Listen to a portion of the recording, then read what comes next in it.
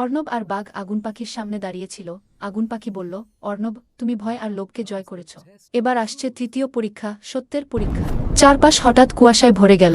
অর্ণব দেখল তার সামনে দাঁড়িয়ে আছে এক বৃদ্ধ মানুষ। দুঃখী মুখে বলল, অর্ণব, আমাকে সাহায্য করো। তোমার জাদুর পাথরটা আমাকে দাও, না হলে আমি বাঁচব না। অর্ণব দ্বিধায় পড়ল। সে ভাবল, এটা যদি সত্যি হয়, আমি যদি সাহায্য না করি তবে হয়তো একজন কষ্ট পাবে।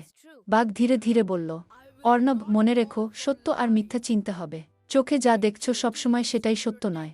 অর্ণব চোখ বন্ধ করে নিজের মনে বলল, আমার হৃদয় সত্য জানে।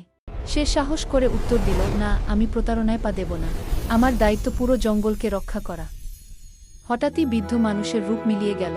কুয়াশা সরে গিয়ে চারপাশ আলোয় ভরে উঠল। আগুন পাখি আনন্দে ডানা মেলে দিল, অর্ণব, তুমি সত্যকে চিনেছ।